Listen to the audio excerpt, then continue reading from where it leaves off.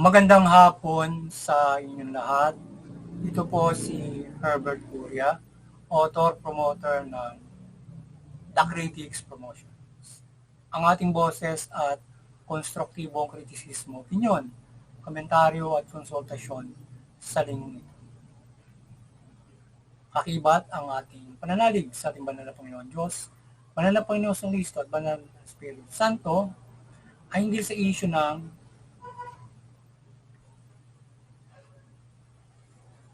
fair justice on missing sabongero. Yan. Ang missing sabongero case ay muli na namang nahalukay sa paglutang ng isang alias Totoy na tumitestigo laban sa mastermind o nasa likod ng missing sabongeros. Yan. Ito yung ating tinungayang topic, yung issue ngayon ng missing sabongero na nirevive ngayon dahil doon sa may lumutang na testigo na di umano ay nagpahayag at tinuturo kung sino yung mastermind dito. So, humigit kumulang na 100 sabongero ang missing na iniimbestigahan sa mga nangyari sa mga ito na may abductions pa o para kidnapping. So, walang nakasuhang nasa likod nito, kundi ilang mga isinasangkot at nadakip. So, yan. So, yung missing sabongero na yan, wala talaga silang naipakulong as in sangkot talaga, kundi yung ilang mga parang security yata yun na isinangkot, tapos pinalaya. Ewan ko ngayon, parang na ikulong na ulit yata yung iba, pero parang wala pang mismong nabeberdikan dyan sa issue na yan. Kaya ngayon, nahalukay uli at nirevive doon sa witness na alias Totoy. So ngayon ay sa paglutang ng alias Totoy ay kanyang itinuro si businessman Atong Ang at isinangkot ng actress na si Gretchen Barreto na lagi niyang kasama-sama doon sa kanyang sabong. So, itinanggi man ito ni Atong Ang at pinakasuhan itong nasabing state witness. So, yun. Sa ngayon, pinag-aaralan pa ng ating DOJ ang siniwalat ni alias Totoy at ang ating Pangulo ay hindi nakikialam sa kasong ito at kung ano ang patas ng hustisya ay iyon ang kanyang kakampihan. So, yun. So, yan. So, itong alias Totoy, tinuro niya kung sino yung mastermind. Tinuturo niya yung businessman si Atong Ang, yung nagmamayari ng ilang mga, yung kilala sa sabong. At idinamay niya si Gretchen Barreto na close niya, na nakakasama rin yata niya sa pagsasabong. So, yun. Itong actress, si Gretchen Barreto. So, at ilang mga kapulisan na kanyang dinamay din. So, ngayon ay nasa investigation ngayon ng pinag-aaralan ng ating DOJ ngayon yung testimonya at itong mga itinuturo, sinasangkot yan. So, sa paglutang ng alias Totoy ay kanyang tinuro nga niya ito at sa ngayon nga ay yun na andon na ang ating DOJ puspusan na ay naalam ang pahayag na ito, testimonya ni alias Totoy. So, the Critics Promotions at yung ating People's Anti-Crime Promotions na ating promotion para sa anti-criminality ay maring sumusuporta sa mabuting mamahala, batas na hustisya at karapatang ng tao. At dito sa issue ito ng hustisya para sa missing sabongero ay yung ating boses dito ay fair justice sa kasong ito ng missing sabongero. So ang ating pamahalaan from DOJ respective enforcement agency na action dito ay pairalin yung fair justice at human rights at bigyan nila ng kasagutan o hustisya ang kasong ito. Yan, fair justice and human rights, pairalin good governance ng ating pamahalaan ng legislation ito na both sides doon sa hustisya para doon sa 100 sa bungero at kung sino yung dapat papanagutin at hindi basta mapapanagot. Yan. So we hope ay makatotohanan na walang kinikilingan ng ating pamahalaan sa kasong ito at both sides ay magkaroon ng tama sa tamasahin ng fairness and human rights yan.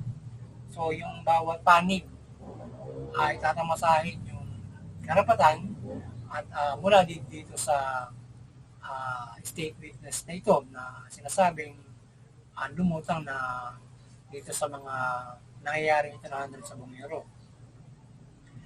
Yung state witness, ibig sabihin, state witness siya for the 100. Maaaring tinuturo niya for the 100 na sila yung sangkot or ilan yung itinuturo niya na sangkot itong mga pinagbibintangan na ito. So kaya, ayun, tingnan yung karapatan ng bawat mga sides bagay ito.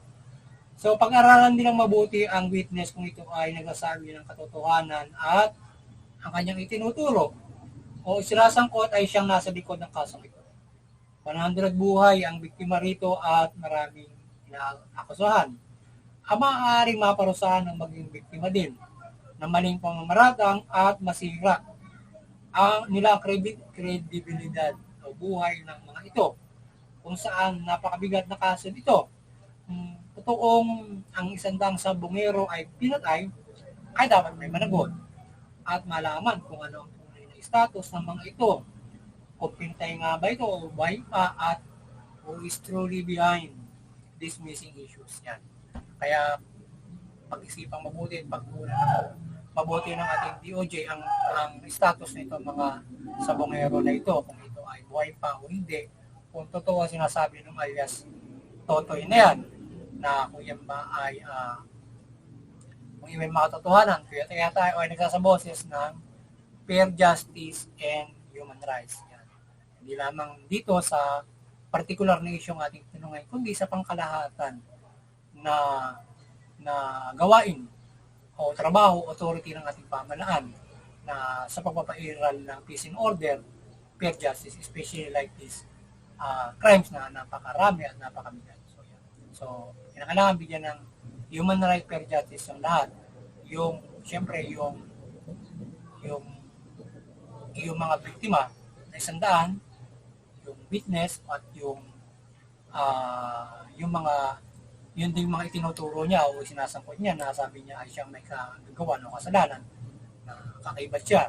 So, both giving fair justice and human rights until to arrive the such verdict at paparusahan yung mga dapat parusahan at doon nila tamasahin din ang kanilang karapatan bilang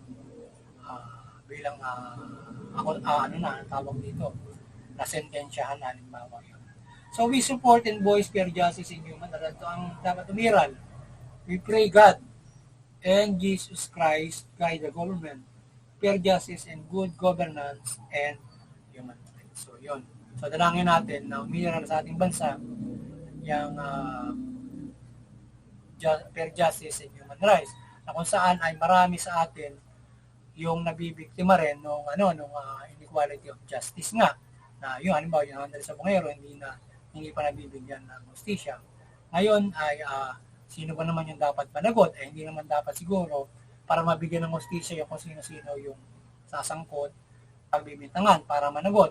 So kahit napipressure yung government to give justice for those victims, kaya dapat hindi rin sila basta sasangkot ng kung sino ng tao. So dapat fair justice nga and human rights. So sa lahat sa pangkalahatan, generally, at kung saan man ilapatan ng gano'n para walang mga tao na nabibiktima na hindi nabibigyan ng hustisya at wala namang napapariwara sa maling pamamaratang ng ating pamahalaan o yung pagdaloy ng kanilang enforcement process. Halimbawa, yung procedure, paglapat ng human rights. So, mayroon na pagbibintangan na hindi pang-abuso ang ginagawa ng nasa pamahalaan. So, instead na maka-arrive ka doon sa hustisya at mapanagot mo, nagdadagdag ka pa ng krimen mula doon sa mga nasa ating pulisya. Di ba? So, kaya maging mahusay ang ating pulisya para hindi na sila makadagdag krimen pa, makaresolba sila ng kaso yung ating pamahalaan at hindi sila makasisira ng halimbawa kredibilidad, buhay, yan, trabaho, negosyo, yan, mga ganon na mga tao sa kanilang inequality o maling policing. Kaya nga sila nilagay dyan to make sure the justice, to make sure to give the human rights, mapairal ng hustisya, di ba? So, yun. Kaya iwasan natin, iwasan ng ating pamahalaan yung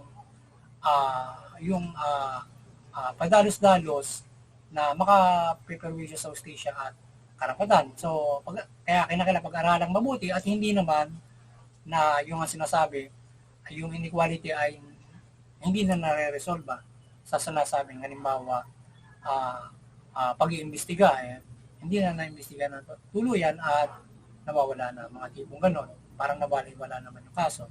Diba? So make sure na ang investigation ay mayroong magiging resulta at tamang mga panahon na pag-resolve. Diba?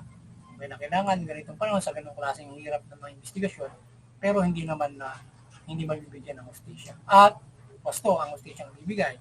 Wasto ang taong papanagutin at mga iniimbestigan, hindi yung kung saan lang binunot, kakasuhan pagdating ng panahon na babalik na nalaman ang tunay na tunay na kaso na wala naman talagang kinalaman, di ba? Mahirap yung ganun kapag nalagay ka dun sa ganung klase ng sitwasyon, yung napagbintangan, nakasuhan, dahil kasi halimbawa tinuturo ng ebidensya or na-set up pa, yun ang pinakamasama, makakasuhan ka, maaaring maberdikan ka pa kung magagaling yung abogado ng mga prosecution. Diba? Na, ibig sabihin, nagbase sila na idiin nila. Ngayon, hindi na, mahina yung depensa para yung mga setup ay kanyang pabulaanan. Halimbawa, marami kasi natataniman, halimbawa, or nasa-set up para siya yung papanagutin.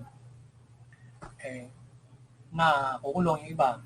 Tapos, pag nahabol sa sandigang bayan o sa Court of Appeals pala or doon sa Supreme Court, nababaliktad yung kaso na malalaman yung tunay na katotohanan. So kaya napakasakit kung makukulong ka doon sa mga ganong klase ng mga nangyayaring investigasyon o hustisya na set up lang pala. Diba? Sana maging makatotohanan. Maging makatotohanan, fair justice, human rights. Yun, muli ay kaliwanagan naman na Santa Maria magliwanag sa ating pamahalaan, sa ating enforcement, sa ating mamamayan. Yung pamahalaan, mamahalan na mabuti. Yung pamahalaan, enforcement, mamahalan na mabuti, matuwid. Tugunin yung karapatang pagtao, patas na hustisya at iwasan yung pang-aabuso, korupsyon, yan, at mga pangapi ng tao. Yan, lalo na yan sa enforcement na yan. At yung mamamayan, iwasan naman yung paglabag sa batas, paglaban sa pamahalaan. Tugunin yung suportahan yung karapatang pagtao, suportahan yung patas na hustisya. Yan ang gawin ng ating ng mga mamamayan. Sa gayon, mamumuhay tayo ng mapayapa. Magaan ang pamumuhay ayon sa karapatan. Dahil sa lahat, makakapanampalataya tayo ng sa ating banal na Panginoon Diyos, Panginoon sa Kristo, at tayo ay magkaroon ng kaligtasan espiritual ng may magaan na pamumuhay, maunlad, mapayapa, instead, magulo, mahirap na pamumuhay. Diba? Kung mapayapa, maunlad, nasa karapatan, patas ng hustisya, wala tayong problema sa ating pananampalataya. Kaya magabayan yung pamahalaan, yung fair justice at ang Panginoon Diyos ay siyempre kayo ay gabayan at nang hindi kayo lumis at kayo din ay maparusahan ng Panginoon Diyos o ng pamahalaan din niya pag tinakdampanan mo kayo magkakamali. So yung magandang hapon sa inyo at God bless you all. Sana ay tayo ay pagpalain, protektahan ng banal na Panginoon Diyos at sama-sama natin may sa buhay ang mabuting balita sa mga araw-araw natin. Magandang hapon sa inyo lahat at